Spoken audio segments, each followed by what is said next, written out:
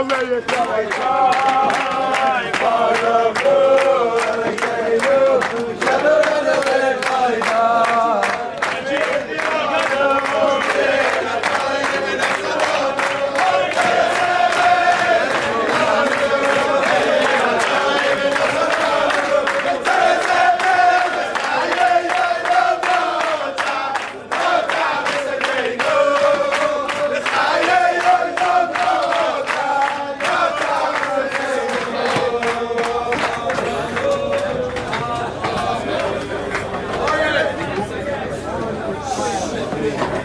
we have audio?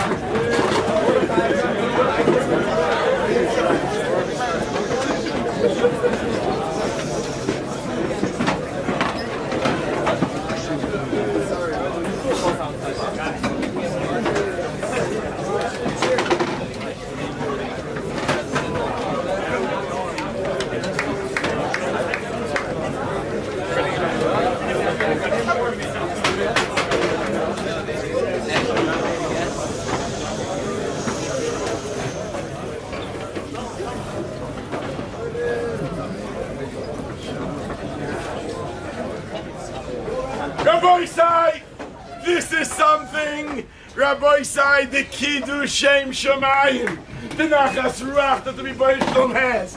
Rabbi Sai, on a personal level, I am so glad to be standing here, to be able to see and to watch these faces of you people, and I'll explain to you why, for the same exact reason that the Heilige Chofetz Chaim was so happy to meet those three Bachurim Lach over almost 100 years ago.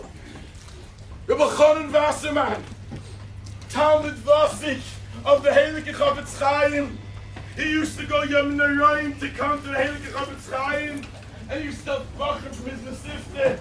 The Mesifta, 13, 14-year-olds, 16, 17-year-olds, come to Radin for Yom Narayim, get a chance to have a glance at the Chofetz Chaim in this world, because in the next world you're not going to be able to see him. He's going to be somewhere else, way, way, way above. They came to Chofetz Chaim 1 year. He was walking together two other Bachim who came.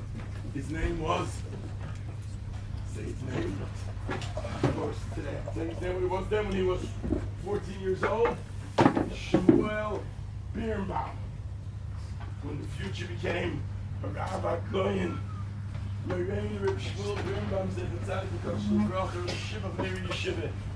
came to the Chofetz Chaim with two other Bachurim 1 year for Rosh Hashanah, Yom Kippur, I don't remember which one it was. After Rosh Hashanah, Yom Kippur, whichever it was, they went to the Chofetz Chaim to say goodbye. And the Chofetz Chaim said, "Oy, it's so good that you came in to me to say goodbye. I so wanted to see you." Couldn't understand. And the Chofetz Chaim just turned the whole thing upside down. And he said, when Yankov Avinu found out that Yosef HaTzadik was alive, what was his first reaction? After he believed it. Eilech ve'enu, let me go see him. B'terem amus, before I die. What is the meaning in those two extra words, before I die? You didn't see your son for 22 years. Let me go run and see him. What's before I die? Said the Heilige Chofetz Chaim, he told them, Yankov Avinu was giving them a message, and a message for generations to come. He said, myself, you 11 kids, we're good people. We have our challenges. We'll come to Elam Haba. Some of us a little bit better, a little bit worse, but we'll be around each other. Yosef HaTzadik, he was a Bachur of 8 to 17 years old, by himself in Mitzrayim, the most Talmudic place in the world. The challenges he had to contend with. No parents, no family, no siblings, no friends, all on his own. Could you imagine where he's going to be in the next world? There's no way in the world I'm going to be or you're going to be able to see him there. He's going to be in such a different place, such a high place. Let me go see him before I die, because after I die, I won't be able to see him. And the Chafetz Chaim told these three Bachrim, and Reb Shmuel Burbaum said over this story, the impression that it made, it should make an impression on you guys. Unbelievable. You know what he said? He said, I was also a Bacher.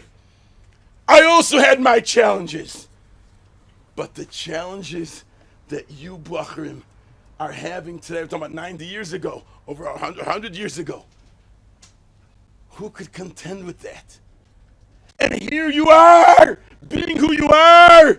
I'm so happy you came. I could look at you and see your faces, because in the next world, I am not going to be able to see you. And that's what he said over 100 years ago. Rabbi Isai, to stand here and just to be able to take it in, just to be able to look at all these faces. Bacher, parents, friends from this yeshiva, from other yeshivas, Balabatim just coming because they have the nisyonos that you guys have. I was also a Bacher, Rabbi Isai. I would not be able to contend with the nisyonos you guys are going through. And look, here we are in the generation we live in. And here, look at this. Just to be able to take it in, let me just look at these faces, because af jene Welt in the next world, Halavaya should be zeiche to be there, but to be where you guys are going to be, oy vey, it's not going to be shaykh. Oy, I just beg every single one of you guys, for what you guys did tonight, the Kiddush Hashem, the Nachas Ruach. This is going to be such a siba and a catalyst for each one of you guys to grow and to wax, to be from the greatest of Klal Yisrael. I just have one request. 20, 25, 30 years down the line, when there's going to be a line outside there by each one of you waiting for a bracha, and I'm going to be standing there, I'm going to be an old man then, do me a favor. Tell the Gabbai I shouldn't have to wait. I can go in right away. Okay. Rabbi Isai, I want to just tell you, what you have acquired tonight, what you've gotten for yourselves tonight. Rabbi Isai, how did I write it down? What you guys did tonight, take this with you for the rest of your lives, because this is your ticket to ride. This is your ticket to be able to go through life. And let me explain. The Heilige Chafetz Chaim said, why? This is phenomenal. Two nekudas I want to tell you. This is moiridik. The Heilige Chafetz Chaim asked the question, which I'm sure niggles by a lot of people in their heads, and people are scared to ask. Yiddishkeit is about asking. The Chafetz Chaim asked it for us. Chafetz Chaim said, Ribbeinu Shel Olam, you want us to grow, you want us to steig, you want us to be Ehrlich Yidden. Ribbeinu Shel Olam, why is it so difficult sometimes? Sometimes it's so hard. My Chavrush is not there. I have no cheshik. I'm just not interested. Or as I've learned a new lingo, Rebbe, I'm not down. Rebbe, I call that kids Down syndrome. But anyway, what's the pshat? Ribbeinu Shel Olam, why the difficulty? Why? Don't you want us to grow into steig? Said the Heilige Chafetz Chaim, that's the greatest matane that HaKadosh Baruch Hu can give a person. Life is so small, so short. And we know 80, 90, 100 years, and we know there's no jumping in Avodas Hashem. We know you jump high, you'll get to high places, but you'll fall right down and break all your bones.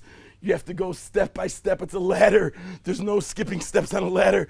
How are we going to get anywhere in life? HaKadosh Baruch Hu has such a gewaltige Eitze. What it says in Oberst Rab Nosson, Achas B'tzar, one nekuda, one mashuv avodas Hashem, which comes a little bit difficult, and it's a challenge, and it's hard, and you have to push, is Achas B'tzar. One thing which comes difficult is Yoser Mimea Shaloi B'tzar. HaKadosh Baruch is better than 100 mitzvahs, than 100 good deeds, which comes a little bit difficult. Hashem makes it a little bit difficult. It's the greatest matane that you can get from the Ribbeinu Shel Olam. It's a little bit difficult. This one pigeon step is worth times 100. It's unbelievable.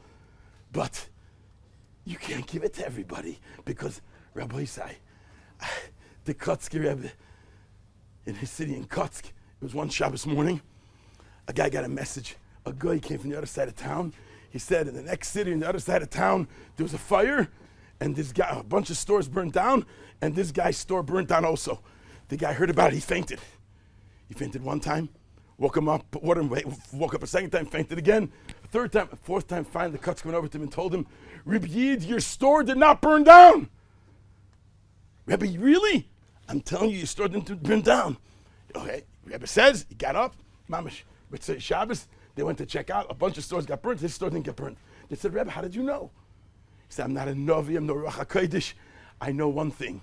HaKadosh Baruch Hu will not give a person on the Sion a challenge which he cannot stand up to. Hashem will not give you something which is beyond your capabilities. He will not give you a challenge. He will not give you a situation. He will not give a difficulty which is above and beyond your powers. I saw this guy couldn't contend with this. His store definitely did not burn down. Rabbi Isai, I heard, I think it was a few months ago, maybe a year ago, whatever, Rabbi Waxman stood here 6 hours ago or 5 hours ago. I heard this from him in the line, 2 lines I'm going to tell you.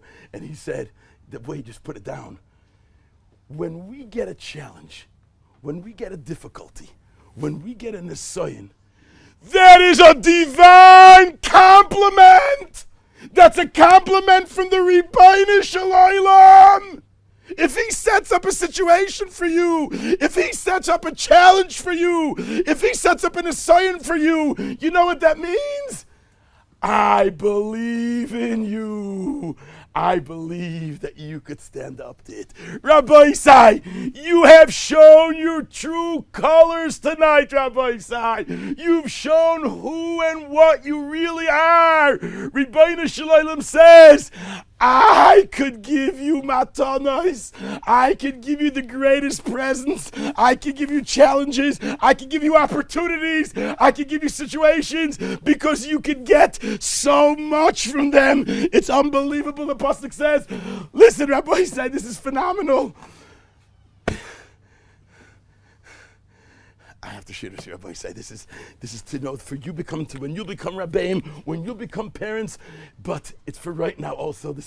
I heard this word. A father of a baruch once told this to me. It says in the pasuk, I want to tell this to you quickly. Vayimoin Yankov lisnachem. Yaakov Avinu refused to become consoled when he found out that his son Yosef was dead, when he thought he was dead. Refusing means to say he could have become consoled, but he didn't let himself become consoled. How could he become consoled and he refused himself?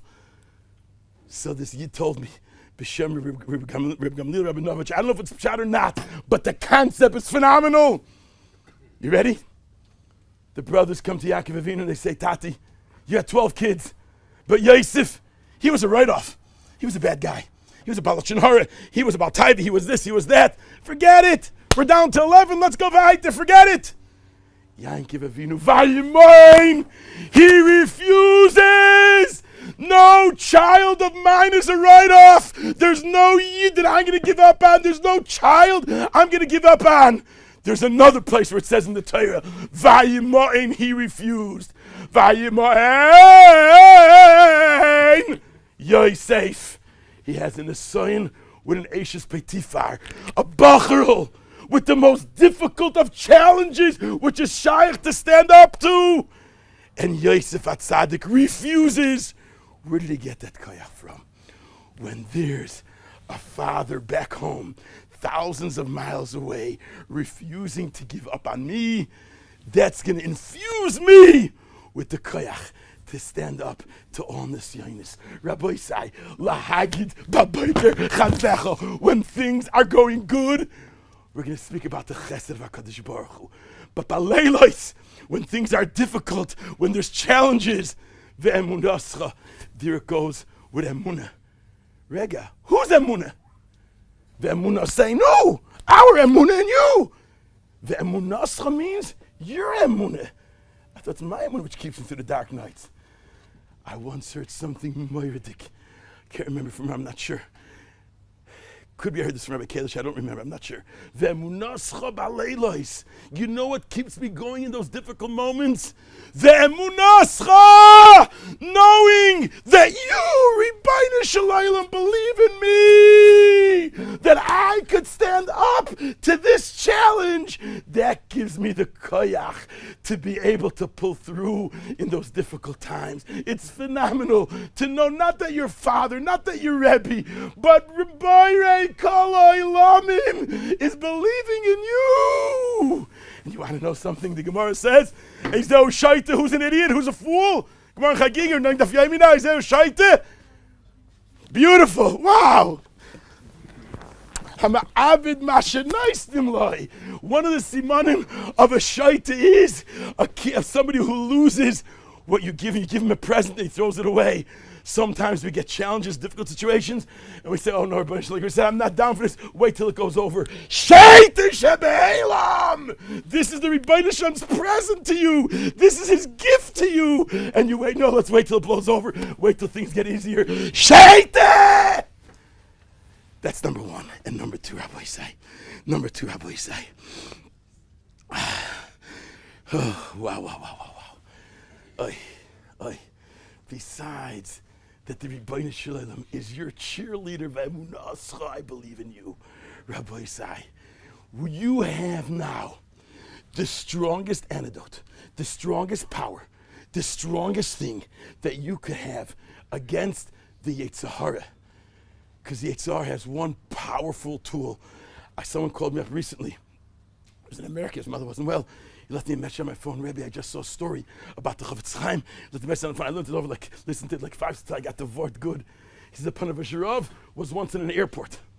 An airport somewhere, I don't know, in Istanbul it was, or I don't know, some place in Europe, and he was there, a bunch of guys and everything else, by himself, and all of a sudden someone comes over to him, looked like a shagit, comes over to him, starts speaking to him in Hebrew. Harav, Shalom Aleichem. And the Panav looks at him. I tell you, you're Jewish. The guy says, yeah, I'm a doctor in this house, whatever it is. Panav took him, he hugged him, and he kissed him. And mamish, kol ha'aven, kol ha'chomor, all the warmth of all his heart. And this Yid felt so uncomfortable because he says, Rebbe, Harav, im hayita rak yodea, if you would just know what kind of a pesheya I am, how bad I am, about all the terrible things I've done in my life, you wouldn't hug and kiss me. And the Panav tells him, you're making a mistake. Imata rak hayita yodea. If you would just know how much the Ribbono Shel Olam loves you, even though you are such a pesheya, you wouldn't have been such a pesheya. I heard it. It was a beautiful line, but it was a nice planned words. What's he saying? I chapped the pshat. It took me a while. I was thinking about what's the punishment of the Hagoyin Olam. What's he saying? You know what he's saying? One of the greatest koiches, this is phenomenal, one of the greatest koiches which the Yetzer Hara has against a person is what you find by Yosef HaTzadik. Vatitvesehu bebigdoi, literally meaning she grabbed him by his shirt. Let's do the Aveira. Chasam Sofer says, I think it's Chasam Sofer. Vatitvesehu bebigdoi has another translation. Begida, betrayal. The Yetzer Hara chaps a person on your betrayal. Who do you think you are? Look what you did yesterday. Look what you did last week. Look what you did last month. And he chaps you on your betrayal. He makes you feel like a garnished, and you'll act like a garnished. And this, so I heard from Rabbi Ephraim Waxman also this line. I love this line. And he said, what's the Yid have to look? I am so ashamed of what I did, but I am so proud of who I am. I love that line again, Rabbi Isai. I am so ashamed of what I did, but I am so proud of who I am. The Yetzer Hara big day wants to make you feel that this is who you are. You're a low life. You're a garnish, so act like a garnish. If you would have just known how much the Eibishter loves you, even though you're a Pesheya, it didn't change your essence. You would have become such a Pesheya because you felt like such a garnished. Rabbi Isai, you have tonight, you got from tonight the greatest power, the greatest antidote, the greatest refuah, the greatest medicine against the Yetzer Hara. You have what to be proud of who you are. You did something to that. I wrote it down. I wrote it down. I thought I wrote it down once. I wrote a line over here. I wrote a line. Oh, right. Yes.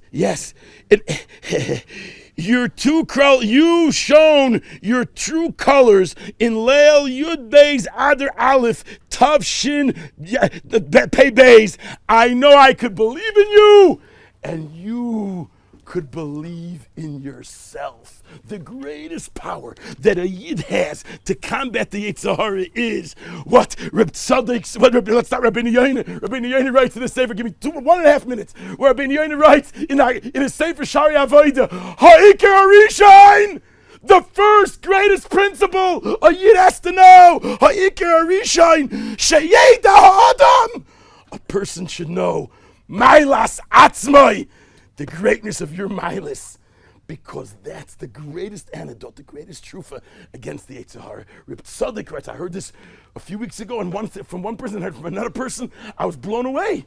Reb Tzaddik says the same way, there's a mitzvah to believe in the Rebbeinu Shalom, there's a mitzvah to believe in yourself.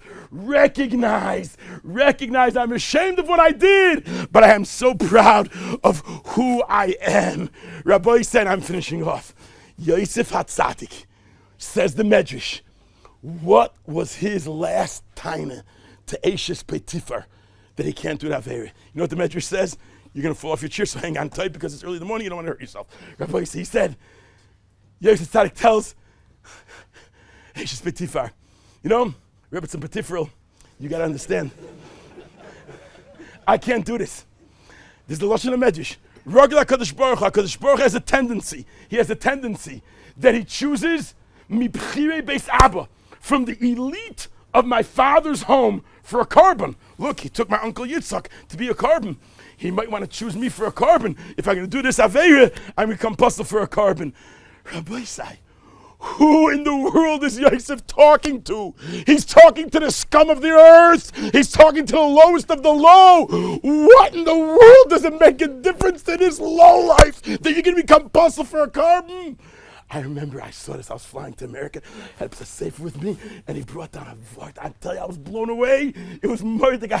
Literally, I felt in cloud nine. Rabbi said, I was flying. Okay, anyway, so now Rabbi said, and he said a Mordecai line. He said, Yosef HaTzadik was telling her something that even this Rashanta chapt, there is no chance. She hears, if Yosef HaTzadik is walking around thinking about himself that he is the elite Mibeis Abba and he's going to be a carbon for the Rebbeinu Shalom, there is no way in the world. She couldn't care less if it becomes possible carbon, but she got the message. There is no way in the world he's going to be able to stoop so low to do this Aveira. If you think of yourself as that, Rabbi Isai, Leil Yud Beis Adar, Tavshin Yud Pei Beis, has to be etched in your hearts and your minds.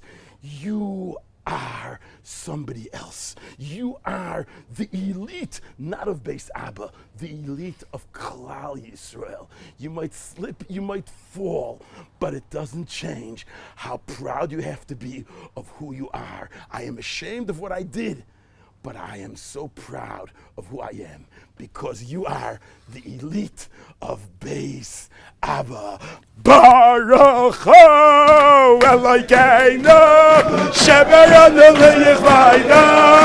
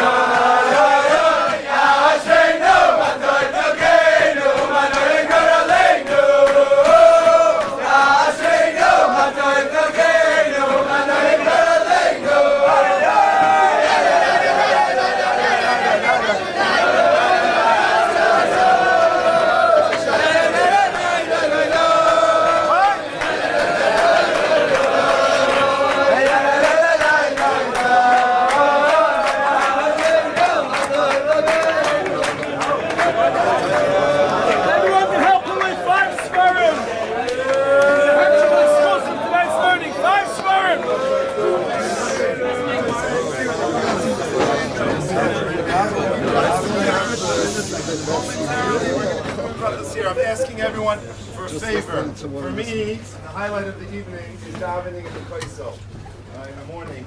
And one of the things that we said about the fact that everyone's hanging on Nisayim, that after I'm in Nisayim, you have a special space for tefillah. We have literally hundreds, over 1,000 names of people that asked us to daven for them. And we have a special prayer of tefillah tonight, as we're told by Rabbi Meyer and others that told us that on this night you have a special prayer of tefillah because we were in Nisayim. So I'm asking everyone to come to the Kaisel. As in daven, Psuket Zimra, we call Ram, which means daven you to Psuket Zimra, say out every word of Psuket Zimra out loud. That we should storm the heavens tonight. And Hashem, anyone needs a Yeshua, anyone needs a Refuah, anyone needs a Hatzlacha, anyone needs a Shidduch, whatever they need, we have all the names. And everyone will take a name after we daven, finish davening and daven for them.